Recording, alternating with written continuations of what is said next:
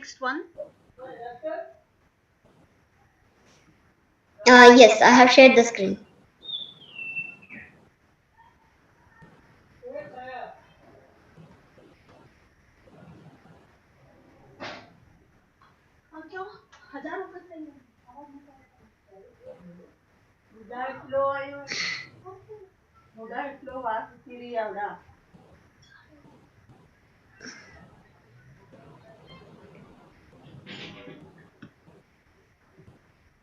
Nidhi, please start. Okay, yeah. So very warm good evening to everyone again. So our second session of today is being given by Dr. Mariyam Shahida Mohamed. She is member of B20 Task Force, VP of Geneva Nations Institute, VP of National Federation of Maldivian Employers, and founder of Direct Democracy Global Think Tank, Geneva, Switzerland. Ma'am is going to talk on the title Women in Global Social Institutions, which is a very interesting and, of course, thought provoking topic, and we are very enthusiastic to listen to her. I warmly welcome you, ma'am, to this session. Thank you so much for accepting our invitation. Thank you, ma'am. Thank you so very much. Assalamu alaikum, namaste, good afternoon. Actually, I'm totally honored and humbled to be part of your team to write the story because we are already very, very late, decades late to do this. I think every second counts because every second while we are talking, a girl is getting killed somewhere. It actually is not one. Multiple girls get killed, women get attacked. So I think it's very important that you have taken the initiative to wholeheartedly congratulate you and give our gratitude from our side as well. So if you would allow me, I would like to share Ma'am, my we will screen. just introduce you once. Briefly, we will introduce you, then you can start your talk, ma'am. Uh, so now I request Ms. Manali Momaya to introduce our resource person, Dr. Mariam Shahida Mohammed, ma'am. Thank you Over so to much. you. Thank you so much, Nidhi. You can stop the screen sharing so by the time I complete the introduction, Sure. ma'am can share hers. Yes. Okay. So, yes, it is once again an honor to introduce someone of the stature of Dr. Shahida. She's a wonderful and multifaceted personality, and it is really an honor to introduce you, ma'am. Dr. Shahida holds a professional doctorate certificate in global leadership and management, a master's in international affairs, executive master's in advocacy and policy making.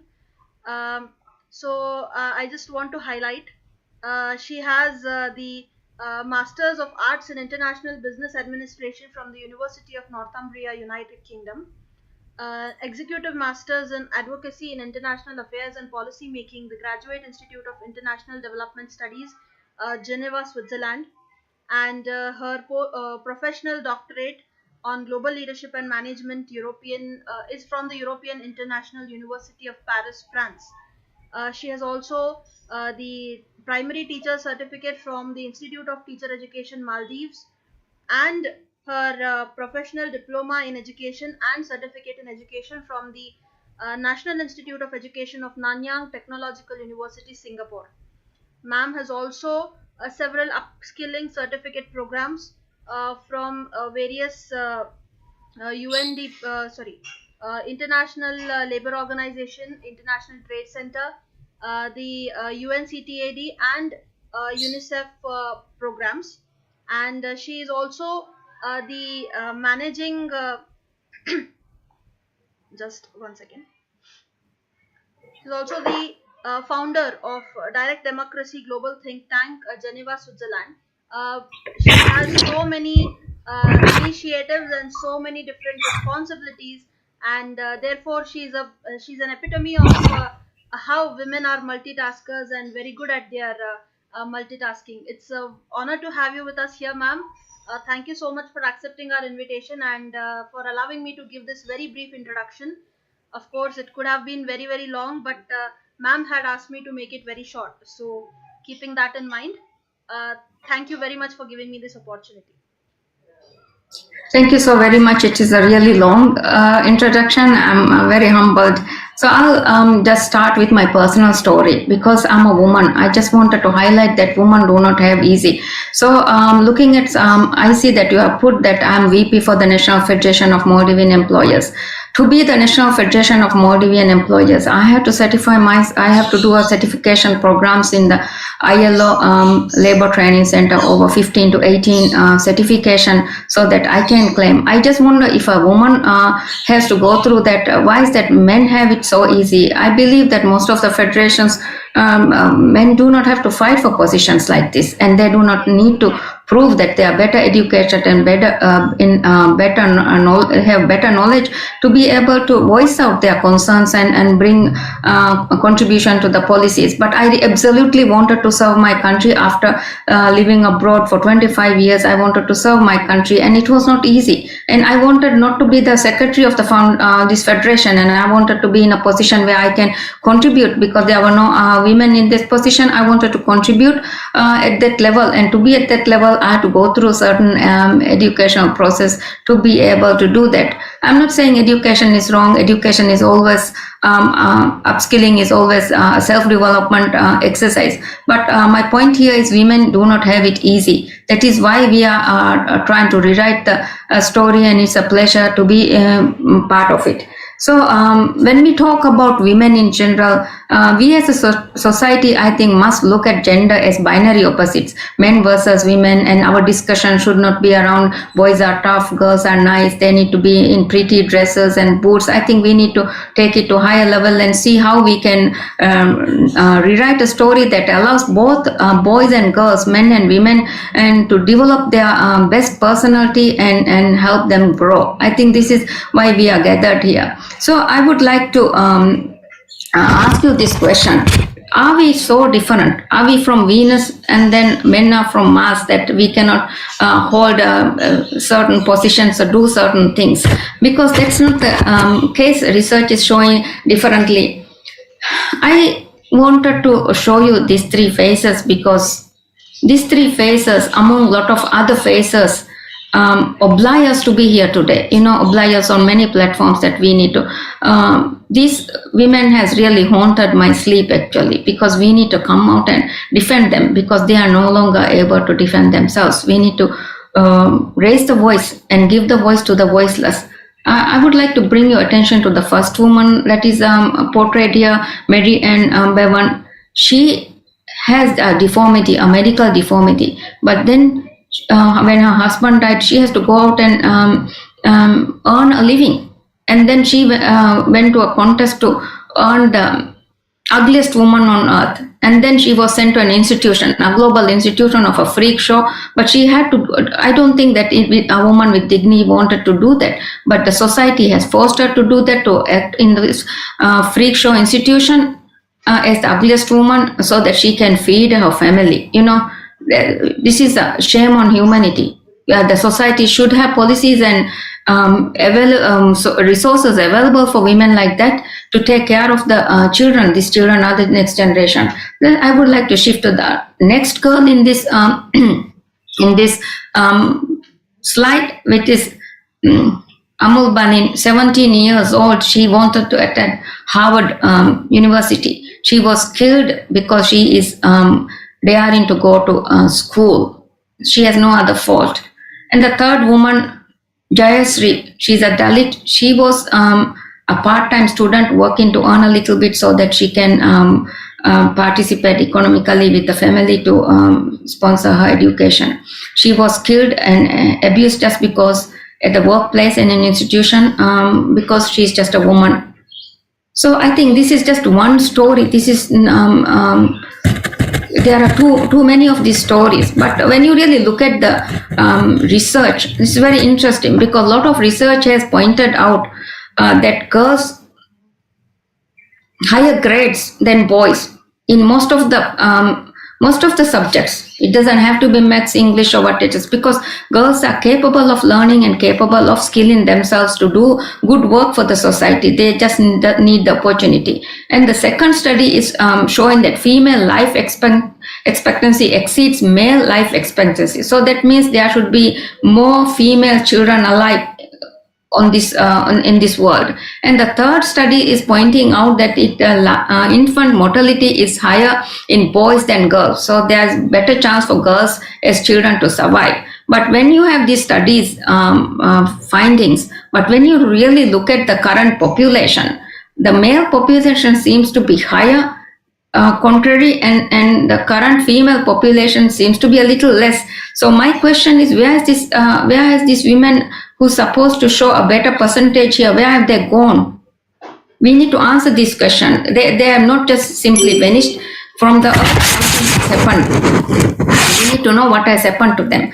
A very credible institution, WHO, has published that 1 in 3 women worldwide has experienced physical or sexual violence, mostly by an intimate partner.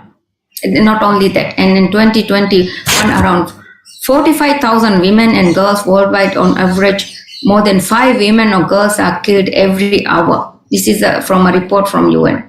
So this is what's happening to girls. That is why we need to talk about them. I don't mean any respect to a working husband, but most of the time, very often, especially in our region, a working husband comes to a cooked meal. A working wife come home to cook the meal. The problem isn't women are more independent now, but it is that men are not. This is a quotation from Farida, feminist author. But I am not denying that traditionally women cooking is bad and making a home, because it gives a lot of women a lot of pleasure. When I talk to women who's doing that, they do it with such love, because they do it for the husband, for the children. But my question is, sometimes the love do not prevail, or there is no love. After 20, 30 years, the husband decides, or they outgrow, and then they go in different ways. A husband still has the earning coming in. But what about the woman? She has nothing to walk away. She has no home, no income, no skills to really practice in a high level earning job. So these are some of the difficulty that women are going through, unfortunately. We are half of the population, almost half of the population, giving birth to the other population. And women deserve the respect at that and the significance that they have earned. And this is not happening for nothing, because when in business world, when you really look at it, that the remarks are smart and business minded if men succeed, but if women succeed, they are always calculated and manipulative. This is very often very heard, and women themselves are saying these things against women. So when you have really looked at these statistics, that one asks, I ask myself, why is that everyone not a feminist? Why are every women? Sometimes we see that women themselves are being turned against women, because they feel that feminism means rejecting traditional gender roles, and they are kept to work against men, that feminist women are weak, while it only means that it's an advocacy for women's right, actually. So these are some of the issues that have really issues that we need to really talk about. So International Pay Gap Day. So we are talking about global institutions. So 18 September, just equal pay for jobs of equal value is recognized as a human right, enshrined in international conventions. Despite that, before the pandemic, it was estimated that it would take 99.5 years to close this gender pay gap. At the current rate of progress after COVID, it will take another 132 years to reach full parity. So globally, 40% of all employed women work in the sectors hardest hit by the COVID-19. So this data is actually taken from the ILO. And this is after 70 years since ILO Convention on 100 on equal remuneration for equal work. So the situation women has a lot to go, for the same job that they perform, physicians or nurses or consultants, gender pay gap keeps widening. It's not getting close, because if it's moving, it is going in a very glacial speed. It's just really not going fast enough. So this gender pay gap is even in the global institutions. Is not only happening in the developing countries. It is also happening in, like you can see, even Germany or Australia, Spain, France, the gender pay gap has not been really closed up, unfortunately. So we cannot stop talking about it, irrespective of the judgment that we will receive, because until it is done, people will be judging the people who does the work, booing us, whatever it is. But we fought against cannibalism. Yeah, we fought about slavery. We have to fight for the lives of the girls that are being taken at a very early stage. So I think based on these facts, I think this seminar has come at a very timely fashion. So looking at the very advanced countries, understanding the controlled setup, also we have not reached 100% equality even in pay for doing the same job. So the numbers are very discouraging and saddening, because women earn on average 17% less than men, even last year's statistics. For every dollar earned by men, women earn 82 cents less. So 42 cents. So when comparing men and women with the same job title, the same number of hours worked, the gender gap of 11% still exists in the terms of take-home pay. The control, like I showed you, pay gap, which considers factors such as job, title, experience, education, currently at 90 cents. So it's still on a very advanced economies also, they're not been able to keep this gap very close. So I would like to mention that in 2018, even in Switzerland, I was on march with women for gender parity, because even in advanced economy like Switzerland, the calculation was that up to 300,000 women could lose in their life just because she's a woman. And in an advanced society like Switzerland, 1 in 5 men in women, one is abused. So even the statistics in advanced countries are also really we have to work at policy level even in advanced countries. So it might be interesting to look at some of the 40% board gender diversity quotas around the world. Look at Denmark. Denmark is a mandatory 40%. And with a set target policies to reach 40% to 60% between the genders. And France. So some of the countries have now comply or explain. So when they are unable to meet the 40% quota, they will have to explain. So I think in our region also we need policies that will help put a quota system, so men and members cannot say that women are not educated enough to take so if they are not educated, they need to be empowered, they need to be educated so they can perform. So that if they don't want to perform and if they want to stay at home and look after the children that is not only theirs, the children is the country's children that will take the next generation of the country, that will take the country higher and elevate them. So in that respect, I think it is the national responsibility to take care of the women as well as the children. So if women are taking care of the children, I think they should be given a reward actually, rather than keeping them at home doing unpaid work. So now very briefly we will look at the women's overall participation in the labor market. Among people aged 25 to 54, the gender gap in labor force participation stood at 29.2%. Female participation is 61.4% and male participation at 90.6%. Globally, 58% of employed women work in the informal sector.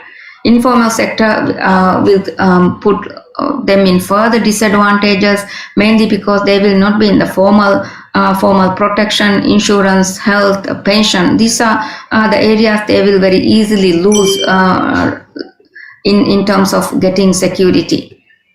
Look at these numbers. In modern slavery, 70% of overall victims of modern slavery, nearly that is 30 million, are esteemed to be women and girls. This is something that is a shame for humanity at this stage. And forced marriages, estimated 22 million women are in forced marriages around the world. So when you really look at globally, 58% of employed women work in the informal sector, like I mentioned before, and then low paid category work, because not that they cannot, but they are not given the opportunity. I would like you to look at this slide and read it and make your own judgment. I am very fond of uh, uh, Crown Princess Victoria, because she is known as the godmother of the Europe, because she is 18. She is godmother to 18 children, and some of them include future kings and queen. Then this is this I took from an interview her father has given.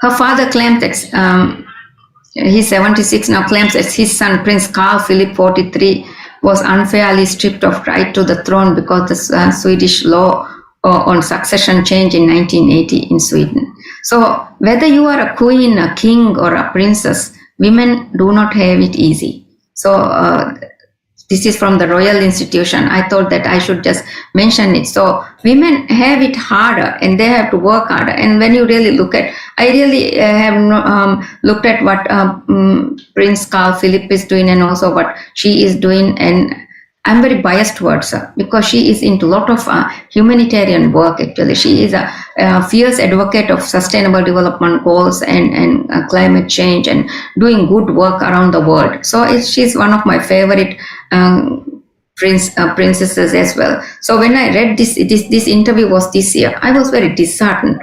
If someone like that, they have to hear this from home. But can you imagine how an easy normal person would have to go through? I think when we are talking about institution and women, I think we need to talk about unpaid work that they are doing. It is important that men and women have to do some amount of unpaid work. But when you really look at, men spend about 36, nearly half of the time that women do the unpaid work. Why is that? Why is it written that women have to do all the unpaid work? Because they also go out. So even people in employment, whether they are teachers or doctors, somehow the burden of housework is coming to a responsibility of the women mostly. Or they also love to do it, they take it. My point here is, if they love to do it, that is well and good. There should be some reward for them, appreciation and some protection. Because when they are not doing, they should have that financial freedom, that they are financially secure, their future is secure. Because when they are contributing in this form, that the end result is a lot of people come out and suffer. When you really look at the divorce rate around the world, is apparent that the love is not as it should be. Marriages as an institution sometimes break, that allow divorces, and when a divorce comes, most of the countries that have not allowed laws for protection protecting these women. And also now I would like to talk about the glass ceiling. I'm sure you have all heard about it, the metaphor that refers to the invisible barrier that can prevent women going higher, even though she has more education, better skilled, but somehow there is a belief that men can do better jobs, so they keep getting promotions, mainly because the women who are taking care of the next generation, they get the penalty for being a mother, because their promotions are not because she will get a child, she will be at home taking care of the children. So men also can take care of the children. So otherwise both of them can together find a way of taking care of the children. So when a woman come home to do this for the next generation of the country, of our country, when they go back to the work, they do not have this chance, because they have missed hours of work time, experiences on the job. So they cannot start from a higher level. Again, they have to go for a very lower job. And when they do get the job, then they have a glass cliff. This refers to the women when they are promoted to leadership roles, particularly when there is a crisis on the edge coming, so that all the failure, it's a woman has to take it. So particularly I would like to point out as an example, when the UK Prime Minister Theresa May came, it was the Brexit. So just imagine the hassle she has to go through on a daily basis that to overcome. So in the end, that the chances of her failing are more than a guy, so this is very often happening. So breaking are we shattering this glass ceiling? This is a question that we all have to ask. There are women who have done it, but most of us are struggling. But these are the women that we really need to take lot of inspirations from. If they can do it, I'm sure they are telling us now that we also can do it. Women in different areas. So I see that here Charlotte Cooper she's the first woman who is allowed to actually compete in Olympic and then win a medal. It is only in 1970s, but if when they are 1900, when they are allowed, they will win. If women are not performing because there are not opportunities, their opportunities are shattered. When they have the chance, they always really perform and contribute to the betterment of the society, because a lot of research, McKinsey reports, economic development, all these reports shows that having women on board actually has a 25% better profit margin. So why are women not given? I don't think it is very funny when people say that women's room is in bedroom and not in boardroom. This is really very rude. Actually, no one should hear this. We belong anywhere we want to be. If we want to stay at home and take care of the children, we should be given that opportunity, because if women stay at home, the children gets better values and they are taken care of, they feel more loved, stay more time with the mother. But these mothers should be allowed this opportunity to do this service to the country and the family without being disadvantaged economically, because they should have some remuneration for being a mother. There should be if I had the opportunity, I would put mothers and a different social program that for doing that they need to be given this pension. Not because there's old age pension, there is disability pension, there should be also mother pension. That so they know that by contributing to the country, contributing to the family, that the choice that she's making is also contributing to the safety of the herself, because she needs to feel in a safe place, mentally prepared to do this. When you are mentally tortured and in mental health is in question, you are not taking care of the family. So progress. So is there progress? So some of the inspiring women. So when you see Angelina Jolie, the only thing I checked this. What do you have to say about these women?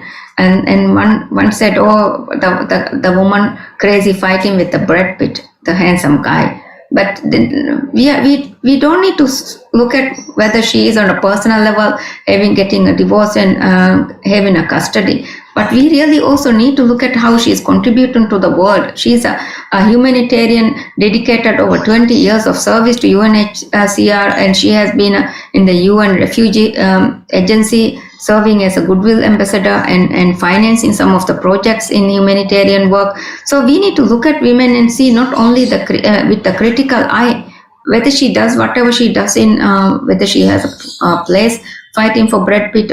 And I'm not denying Brad Pitt is very handsome. It is not the question here. But the question is the work that she is doing. She should not be penalized and judged because of that. Her good work is not being talked about. And even Greta Thunberg, she has done so much for the climate, and then she's been recognized worldwide. But a lot of people are paying so much critics regards to her. So it's no place she should be in school. She is schooling on the road. She is schooling, fighting for this cause is her studies. She doesn't need to sit 24 hours at 7 days near the desk without sleep just to study, to compete with on a equal platform. And women has really done social causes. Taylor Swift, another favorite of mine, she is also dedicating to change policies for the humanitarian. And Queen Rania, I love her being a queen from Palestine. It was not inherited; it was earned. An advocate for tolerance, compassion, and promoting, doing a lot of humanitarian work. So we have good role models to show that women can do good work. So what can we do on a personal level to rewrite her story? Because it's always good to hear statistics and how the world stands, but when it comes to the real story, if I go to listen to a talk, I wanted to know what I can do, So I thought that it might be worthwhile to discuss on a personal level as women, and also women rights advocates here, what we could do on a personal level. I think like we are doing right now, we should not stop advocacy. We should advocate for policies that support fair and just advancement for women, nothing more and nothing less. I think it is very fair that we keep on doing, and we will feel a lot of challenges doing that. Being feminist is regarded as very badly by both men and women sometimes, and we just have to keep on creating. We have to show the statistics, about 1 in 3 women being abused, and about, I think, the percentage of rape is also quite high. So using all platform whenever you can, when you are having tea, when you are having friends over, I think we need to talk about this, and we need to engage ourselves in educating and engage in the bias and stereotype training, parity gap auditing. We need to be part of it. We need to bring this to a lot of people who might not have the right information or not interested. We need to talk about it so that they take us seriously. We need to show that our advocacy is for social justice, to get involved in social work that support women and men, to provide opportunity for all, for our girls, children, as well as for the boys. So how can we do it? I think sustainable development goals, I think we really need to thorough ourselves where each one of our country is a sustainable development goal 5. How far behind are we going to wait another 100 years, as the research has predicted, to really achieve this advancement for these girls and women? And look for the rights covered for women in constitution. We need to educate ourselves. What are the protective laws in the country so that women are unfairly treated, that we can talk about it, that we know when it is constitutionally wrong. That most of the time I find in my experience that women are not even clear about their rights and that covers in the constitution.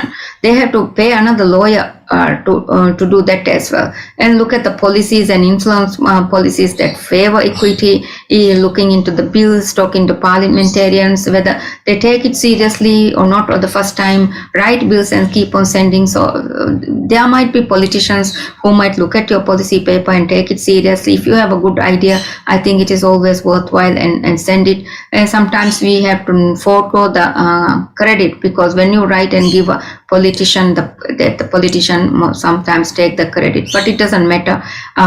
We at our advocacy level, we want to get things done, not to take the credit, because we don't need these pages. I think we have enough of our good feeling in our heart to carry this work. So I wanted to give some time for the questioning also. So these are some of the areas we can really continue to work, believing that in every positive thought you have is energy when you really take one step, and then we can bring forces together. So Greta is one example that it doesn't matter your age. You can move your post when you see that your thought has a good area to improve for the society and women in particular. I think you need to voice it out and bring it to the policy level members. And if it's not possible, then you need to write it for yourself or get someone to write, and keep pushing and pushing until we can prevail. When the girls are safe, we are safe. If women are not safe, I don't think anyone is safe in the country. If these women who are not in a mental good frame, if they are the one who's taking care of the children, how would this society be the next generation? So I want to leave you with this music piece, which was really very touching to me. It brought really good energy for me, and I thought that I would share it here. I'm starting to believe that if I have a fire, I can find my way, lit by my desire. If I'm feeling low, with my head in my hands, I know I'm not alone. I find my way to stand where I am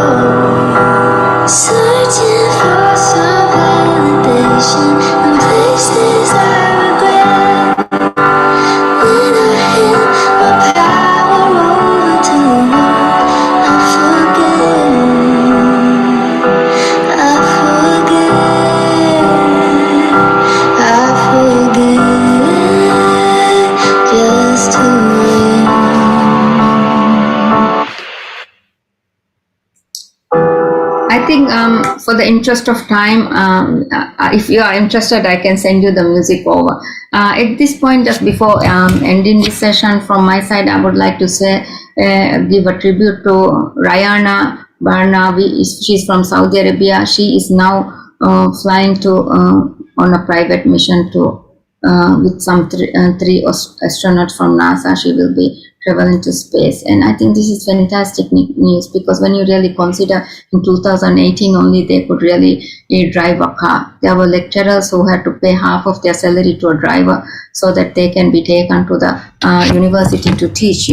So her salary is already halved in going getting there all this time. So given the 5 years now, she is flying to space. It's really fantastic news when you really look at, because I'm bringing another example from Switzerland.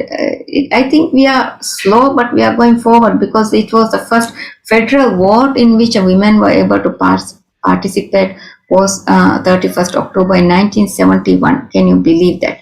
Women in Switzerland were able to vote only in the election of the Federal Assembly, actually.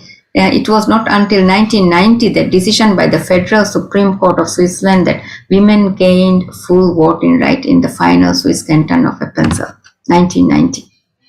So I think if we really think about it, we have not had it so bad. I think we have positivity. We want to do well. We have passion. We have even when doing something, we do it with such passion. I was watching a movie recently with my sister, actually, about Indian woman versus Norway, based on a real story. Her children was taken because for cultural differences of hand feeding, which is in Europe considered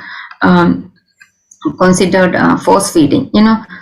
So that movie itself shows that women are very passionate when it comes to the family. So they will not go for money or earning when leaving the children behind without taking care of them. It's just that they need this economic stability to do that they can do it comfortably without the harassment and without being tortured by any institution or the force, an equal opportunity to do better and contribute. So I think I shared some of the points, and really enjoy doing it, and very happy to have an engaging discussion. If anyone would like to discuss anything, thank you so much for this invitation. Really appreciate. Absolutely engaging lecture, ma'am. It was really so wonderful because. Manali, you are on mute. Oh, sorry. Please unmute yourself. Thank you so much for this absolutely engaging lecture, ma'am, because you have covered so many points regarding the uh, story of women in the global context, in the scenario of the global social institutions, and how at every step there has been discrimination, and yet there is still change, there is positivity that is coming. And of course we should not let it to take 100 years for parity and equity to be achieved. We need to do something so that the process quickens. But of course we are going on the right track, and that makes me happy, really happy. So Yes, thank you. Absolutely, because the good news is, because the number of women serving in national parliaments has increased actually from 11.3% in 1995 to 24%. So it's nearly doubled, actually, more than doubled. So in progress is made, because women need to be in policy making level. So men cannot make policies for women. I have had photos. Actually, I didn't share it here. I had photos. Policy level decision being made for women conference where not a single woman was there. Actually, I had photos from 2 different countries, but this is changing. So now there's a women conference. I'm sure there are women. So thank you so very much. Really appreciate. thank you so much, ma'am. Actually I wanted to make an observation, and it can also be taken as a question. We talk about equality and equity, those two are two different things. Yet many a times what happens is people get confused. uh, there are questions such as, if women want equality, then why are they asking for reservation, or why are they taking seats in the buses and trains, why are those seats reserved for women, or why are they being given free this or that, all that. I think there is a misconception here. The concept that we have to talk about is equity and not equality, because already when women are being discriminated against, uh, it is not wrong to give them some concessions, I guess, from the government. I think the best way to understand or make someone understand is looking at the taxation in most of the countries that has done taxation successfully. So if you really put a tax on a billionaire of 50,000, okay, a billionaire, and a person who's earning 100,000 also 50,000, how would they go together from a social justice point of view? Because you are charging a higher tax from the people who earn based on the bracket of your income. So likewise in the women in institutions and in our society, if women have less to pay and more to be given, I think they need to be given a little bit more, because whatever they are given, they are giving it back in million times more, in million folds. So if they are given something, they contribute to the family, they give to the children, they serve the household and take care of the elderly people, do care, serve in the care. So in that system, some people do not understand equity and equality also. Equality is giving an apple each, for example. When one person have a full meal at home and still you are giving an apple to the same person, and another one who has not eaten for days also an apple, there is no justice. We need another social contract where people are given a fair chance to improve and be on equal platforms, and that can be done when we really pursue equity, I think. Thank you. Absolutely, ma'am. The government concessions or whatever considerate things that are being done for women in extra, they can be taken as their remuneration and their reward, or an appreciation for their unpaid work which they are putting in at the home at for their children and for their families. I think that can be one way of looking at it. There is a question in the chat box by Mr. Sukhdev. At institutional levels, how important are gender sensitization cells? That is his first question. And the second question is, if we take the case of protests and deaths regarding the choice of clothes of women in Iran, what can be the best way to find balance between the mode of protest and adhering to law so that number of tortures and deaths come down? The second question is a politically very sensitive question, because for a Muslim country having a head covered, I'm a Muslim woman, so I can understand the difficulty. I think that I can only give my personal view. I don't think something can be forced on any woman. For example, in a country, somebody might not approve the saris because part of the tummy is seen, and another person in Pakistan might be wearing the burqa in a way that another Muslim may not like. But I think we really should stop judging people at a country level, at institutional level, at a personal level. Having said that, tradition and culture regards to religion are very sensitive issues. So in religion, people take the responsibility to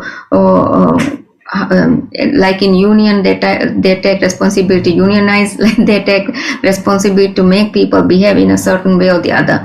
Sometimes the religion and spirituality are two different things when it should be. It doesn't matter how deep in your heart you believe in good things, and unless you appear to be a certain way, you get penalized. So Iran, I don't think that any woman should be penalized for behaving in a dress code. But having said that, I believe in there should be moderation and decency in clothing. Is a personal view, but if you go to another place, maybe that they might have a different idea. So I think we need to move very, very sensitively, very carefully with national policies, and lot of countries, not only Iran, a lot of women do suffer because of tradition and cultural values that is imposed on them.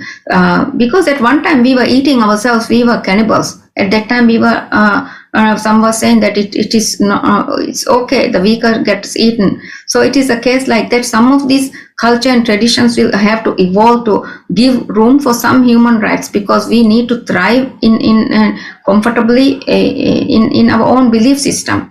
If that doesn't allow to happen, I don't think these are things that you can force, but it should not deprive the person of their lives unless you are also somewhere, with the discussion of being penalized to the level of death penalty doesn't even go there. But this is happening, so we need to talk about it in a very sensitive way, where you are not killed or shot somewhere just because you have said something. And these are things that has happened, and particularly unfavorably to women. So be careful in your advocacy, and to how you say, what you say, and to whom you say. Yeah, thank you.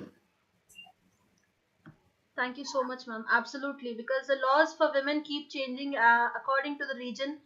In one country, if one thing is compulsory, the same thing will be banned in another country, and it is dividing women across the globe.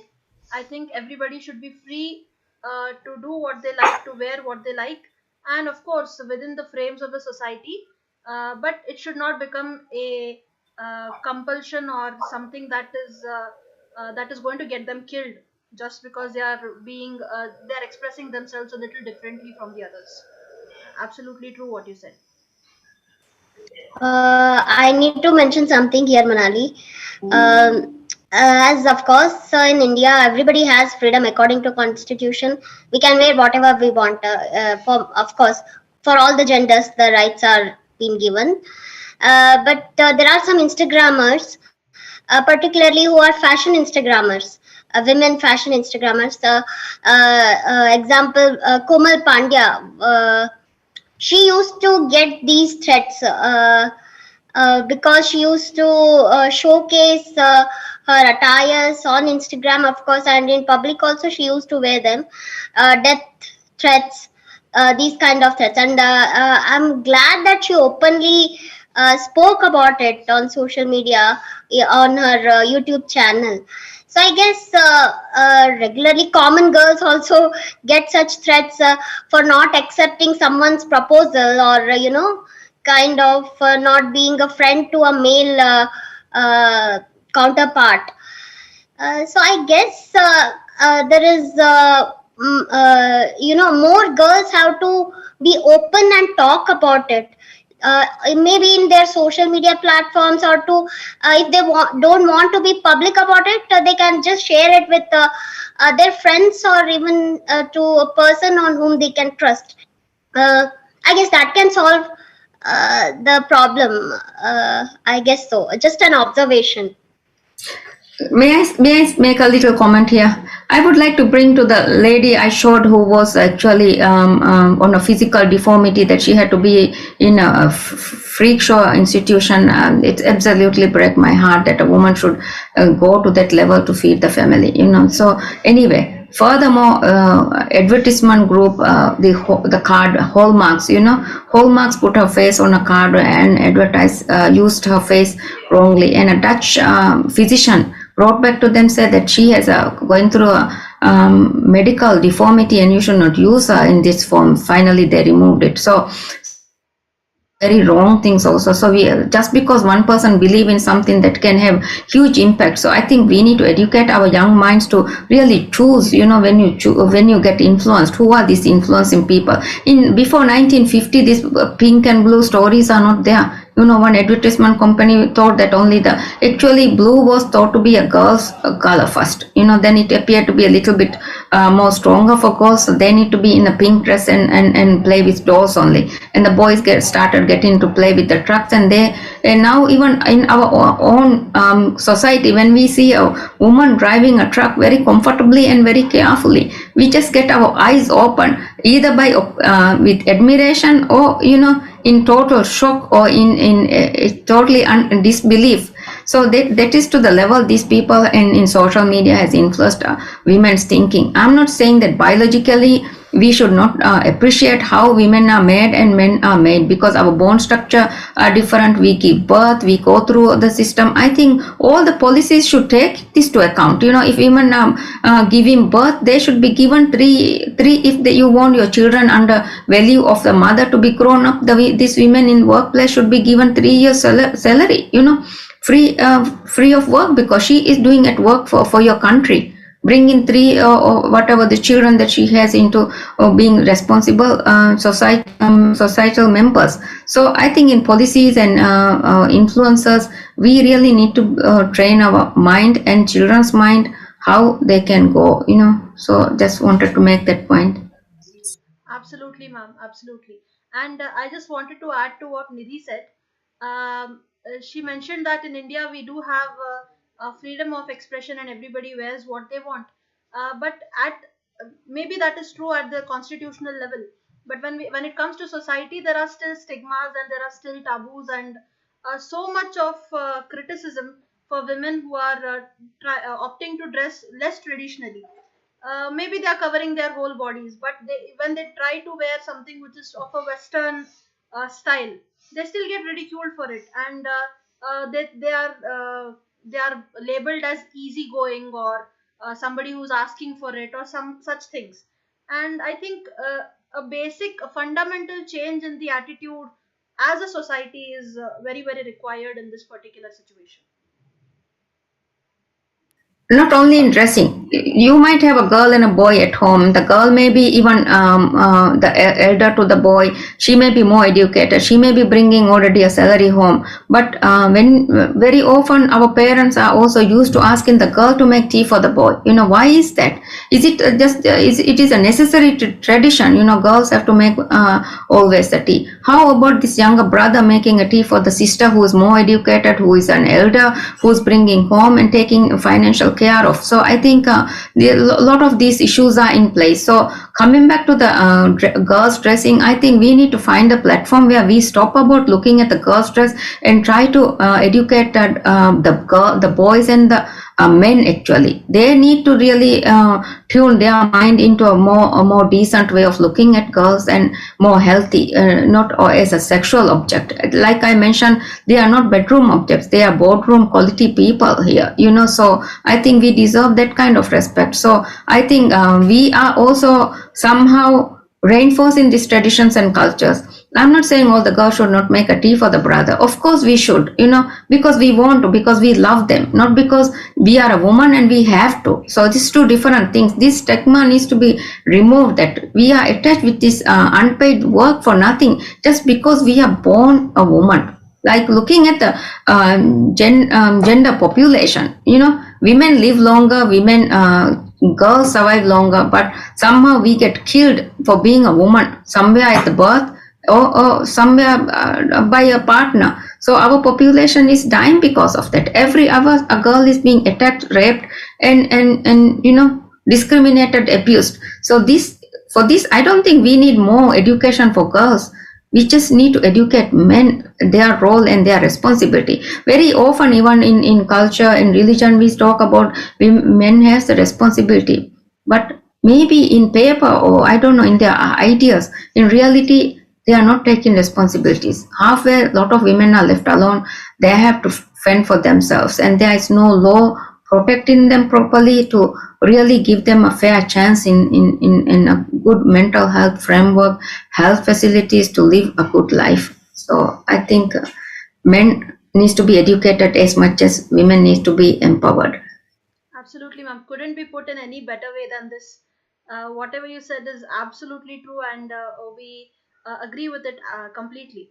And also, in small things, even small matters, like when it comes to driving, since you were mentioning the uh, uh, women driving trucks comfortably.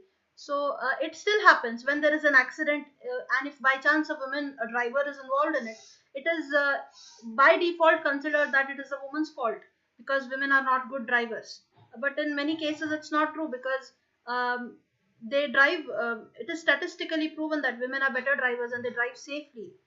The rash driving cases are usually related with men, but still that kind of social bias against women is there, and we as the history enthusiasts, we promise that we will do our bit in sensitizing the society about this. So that's our promise. Thank you so very much. Thank you, ma'am. I think as we are getting late for the next session, which is a paper presentation session, we will have to come to the end of this particular session. There's no the same link will work for the paper presentation session, Mohammed. It won't change. I think we have come to the end of this session, and I request Ms. Nidhi Katti to kindly propose a vote of thanks. Thank you, Manali, for giving me this opportunity. I warmly thank you, ma'am, for spending your valuable time with us today and enlightening us and putting out newer thoughts, newer theories, and newer philosophies on rewriting her story. Thank you so much, ma'am. Yes. And yeah. So yeah, I will end this meeting here just for 2 minutes, because otherwise it will be too long and later recording won't be possible. It will not be possible. So Sure. let's end the meeting here and join back in 2 minutes. We will start the paper presentation immediately after 2 minutes. Sure. Thank you all very much. Thank you. Recording stopped.